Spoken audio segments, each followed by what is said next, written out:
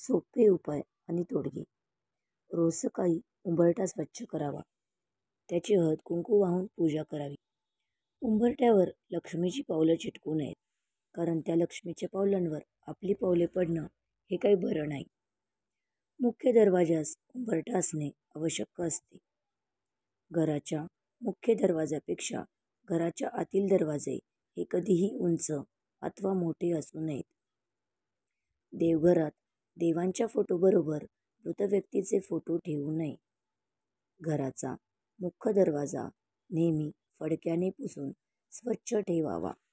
तसेच संध्याकाळी तिन्ही सांजेला मुख्य दरवाजा थोड्या वेळ उघडा ठेवावा. त्यावेळेस धूप दाखवावा. घरातील नवीन केरसुनी आणल्यावर तिला हळद कुंकू लावून पूजा करून वापरावी. तिला पाय लावू नये व ती सहज दिसेल अशी ठेवू नये. दिवे लागल्यावर झाडू मारू नये. जी व्यक्ती दररोज सूर्यनारायणा किंवा गणपतीला नमस्कार करते तिला आयुष्य, आरोग्य, ऐश्वर्य व तेजाची प्राप्ती होते. घराच्या प्रवेशद्वारावर मुख्य दरवाजावर लाल रंगाचे कुंकवाचे स्वस्तिक चिन्ह काढावे. या स्वस्तिकचे स्टिकर्स शक्यतो लावू नये. रोज सकाळी पूजा झाल्यावर घरात शंख न विसरता फुंकावा. घरात वास्तव्यास असलेली अलक्ष्मी लक्ष्मीची मोठी बहीण अवदसा काढता पाय घेईल आणि लक्ष्मी चिरंतर नांदेल.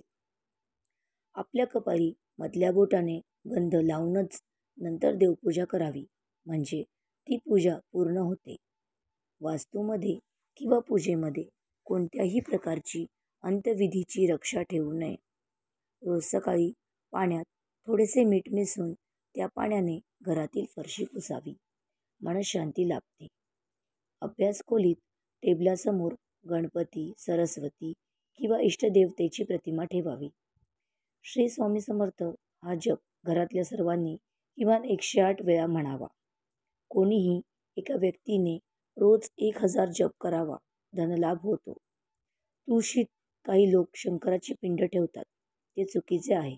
तर काही लोक भंगलेल्या मूर्ती तुळशीत ठेवतात, तेही चुकीचे आहे. तुळशीत फक्त देवास वापरलेले पाणी विसर्जित करावे. लहान मुलांकडून काही नित्यस्तोत्र रोज म्हणून घ्यावीत व आपणही म्हणावीत. रोज सकाळ संध्याकाळ आपणास आवडत्या अशा मंद सुवासाची उदबत्ती किंवा धूप घरात जाळावे. घरात नंदादीप सतत तेवत ठेवल्याने अशुभ ऊर्जा घरात राहत नाही. दिव्याच्या समईच्या ज्योतीचे तोंड उत्तरेकडे असल्यास लक्ष्मी प्रसन्न होते. पूर्वेकडे असल्यास सुखप्राप्ती होते. आपल्या घरामध्ये आपली पत्नी, मुले किंवा कोणालाही अपशब्द वापरू नयेत, कारण वास्तू नेहमी तथास्तु म्हणत असते. मुले नीट वागण्यासाठी नवनाथ भक्तिसारातील 5वा अध्याय घरात दररोज संध्याकाळी 7 नंतर वाचावा.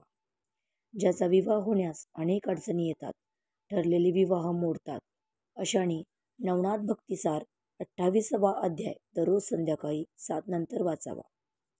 सतत पवित्र गोष्टीचे ध्यान करावे. चुकूनही अपशब्द बोलू नये. शक्य असेल तर रोज 1 तास मौन पाळावे. स्नान करूनच भोजन करावे. जेवण केलेल्या ताटात हात धुवू नये. मांडीवर व हातात ताट घेऊन जेवू नये आणि दक्षिणेकडे तोंड करून जेवू नये. कोणत्याही महत्त्वाच्या कामासाठी घराबाहेर पडताना चमचाभर गोड दही खाणे अत्यंत शुभ व लाभदायक. लक्ष्मीची साधना, पूजा, प्रार्थना करताना साधकाचे तोंड पूर्वेकडे अथवा उत्तरेकडे असावे. कुलदेवताचे वर्षातून एकदा दर्शन, अभिषेक व पूजा टाळाटाळ न करता करावी. तुमच्याकडे पैशाचा ओघ सतत वाहत राहील. उपवास करून शरीर शुद्धी होते. यात्रा करून शरीर बलवान होते. जप करून मानसिक विकास होतो. अनिष्ट ग्रहाची शांती केल्याने यश मिळते. धन, रत्न जतन केल्याने लक्ष्मी स्थिर राहते. दान केल्याने धन, दौलत व राज ऐश्वर्य लाभते. वास्तुशास्त्रानुरूप घर बांधल्याने स्वास्थ्य मिळते. रत्न वापरल्याने मानसिक स्थिरता, शरीर बलवत्ता लाभते.